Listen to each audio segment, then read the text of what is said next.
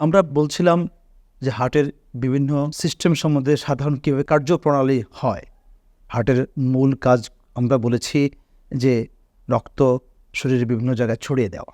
এটা যদি করতে না পারে, এটা করতে যদি ব্যত্যয় হয়, তো বিভিন্ন লক্ষণ দেখা দেয়।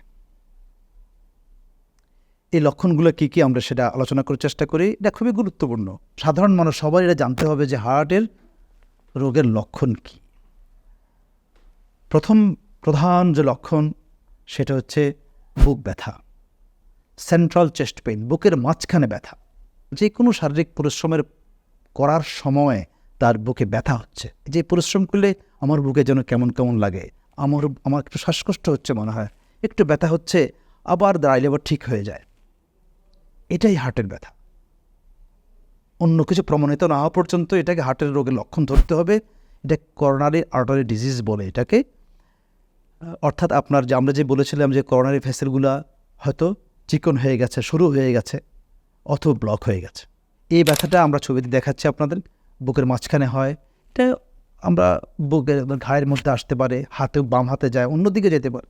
এটা এত আমাদের সবার জানা এত গুরুত্বপূর্ণ কী কারণে? কারণ অনেক সময় বেশি সময় পাওয়া যায় না। আপনি যদি দ্রুত ডাক্তারের পরামর্শ নিতে না পারি, দ্রুত যদি না হয়, তাহলে অনেক কিছু করা যায় না।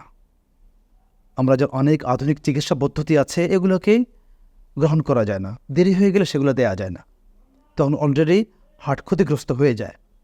সেজন্য এটা দ্রুত নিজেকেও বুঝতে হয়, ডাক্তার সাহেবদেরকেও বুঝাইতে হয়, বলতে হয়। তাইলে আমাদের সবারই এটা জানা উচিত। এই জন্য এটা গুরুত্বপূর্ণ। যদি আমি বুঝি যে আমার হার্টে বুকের ব্যথা হচ্ছে হার্টের রোগের কারণে, তাইলে আমি যদি 300 মিলিগ্রাম ক্লোপিডোগ্রেল ইকোস্প্রিন জাতীয় ওষুধ খেয়ে নেই, বা ইকোস্প্রিন জাতীয় ওষুধ 300 মিলিগ্রাম খেলাম, আর নাইট্রোগ্লিসারিন জাতীয় ওষুধ জিহ্বার নিচে দিলাম, ব্যথাটা কমে গেল, তাইলে আমরা বুঝবো যে না, আমার হার্টের রোগ হয়েছে মনে হয়। আমরা অবশ্যই ডাক্তারের পরামর্শ নিব। যে কারণে পৃথিবীর বেশিরভাগ মানুষের মৃত্যু হয় সেটা হচ্ছে করোনারি আর্টারি ডিজিজ।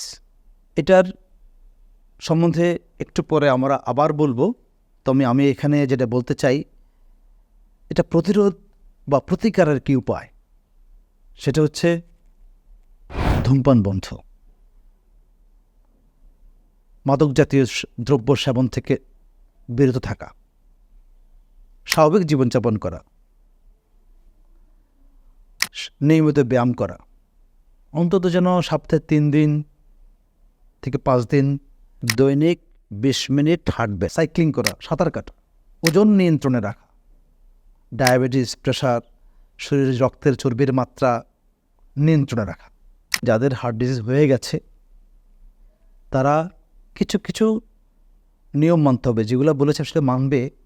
এক্সট্রা তারা কিছু নিয়ম মানবে যাতে তার হার্ট অ্যাটাকটা নতুন করে না হয়। সে হঠাৎ করে ভারী খাবার খাবে না, ধূমপান তো করবেই না, চর্বি জাতীয় খাবার অ্যাভয়েড করবে, ঠান্ডা বাতাসে যাবে না, এমন পরিশ্রম করবে না যেটা করলে তার বুক ব্যথা হয়। এগুলো তাকে মানতে হবে। আর সবসময় মনে রাখতে হবে, আমার ডাক্তার সাহেব আমাকে যেভাবে পরামর্শ দেন আমি সেভাবে করব। আমরা লক্ষণ সম্বন্ধে আলোচনা করছিলাম। আমরা একটু বিস্তারিত আলোচনা করার চেষ্টা করেছিলাম বুক ব্যথাটা। এছাড়াও হার্টের অন্যান্য কিছু লক্ষণ থাকে হার্টের রোগের। এর মধ্যে এক হচ্ছে শ্বাসকষ্ট। এটাও হার্টের রোগে হতে পারে বুক ধড়ফড় করা, পালপিটেশন, হতে পারে পায়ে পানি আসা, শরীর ফুলে যাওয়া, হতে পারে স্বল্প সময়ের জন্য অজ্ঞান হয়ে যাওয়া। অনেকে আছে এরকম হতে পারে যে হাঁটছে, বসে আছে, হঠাৎ করে মাথা ঘুরে পড়ে গেল। মানুষ বলে যে মাথা ঘুরে পড়ে গেছে, অজ্ঞান হয়ে গেছে, 1 মিনিটের মধ্যে আবার ফেরত চলে আসছে, মনে করতে এটাকে সিনকোপ বলা যেতে পারে। এগুলো কিন্তু হার্টের রোগেরই লক্ষণ।